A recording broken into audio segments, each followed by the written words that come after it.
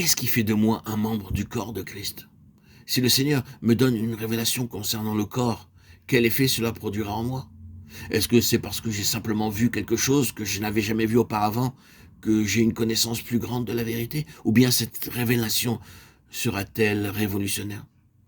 Cette révélation sera-t-elle reçue par moi comme une simple doctrine, un enseignement?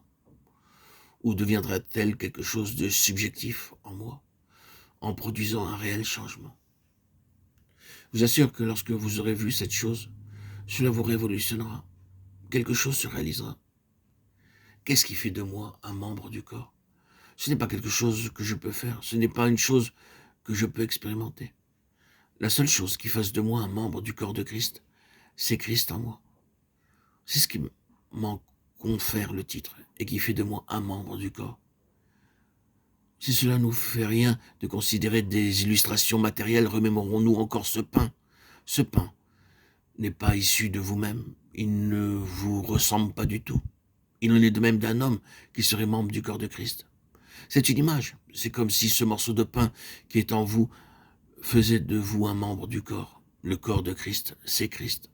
Paul ne dit rien de faux grammaticalement ou spirituellement lorsqu'il dit « car comme le corps est un et qu'il y a plusieurs membres, et tous les membres du corps, quoique plusieurs, sont un seul corps, ainsi est le Christ ». 1 Corinthiens 12, 12.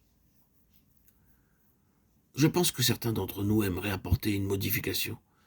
Grammaticalement ou sur le plan logique, c'est erroné. Il aurait dû dire « ainsi est le Christ et l'Église ». Il dit seulement « membre, corps, ainsi est le Christ ». Ainsi donc la tête c'est le Christ et le corps c'est le Christ. Les deux sont le Christ, la tête et le corps. Ainsi donc le corps c'est Christ. Tout ce qui procède de Christ constitue ce corps. Ainsi tout ce qui ne vient pas de Christ ne pourra jamais s'appeler l'Église et doit être laissé en dehors. La question ne consiste pas à faire plus, mais c'est d'être moins. C'est en cela que réside toute la difficulté. La question ce n'est pas ce que je dois être ou expérimenter pour faire de moi un membre de Christ. Non, vous êtes un membre, mais parce que vous en êtes un, alors beaucoup de choses doivent être délaissées. Si vous voyez la constitution spirituelle de ce corps, la divinité de ce corps, vous réaliserez que rien de vous ne peut le constituer. Il n'y a dans le corps que ce qui vient de Christ. C'est alors que la croix nous est présentée. Et c'est la raison pour laquelle nous soulignons ici l'aspect de la croix. La croix est la manifestation pratique de l'œuvre et le principe de la croix est la seule mesure divine, le seul moyen pour rejeter ce qui procède de nous-mêmes, ce qui ne peut pas demeurer dans le corps. C'est la raison pour laquelle le Seigneur doit nous traiter dans beaucoup de domaines.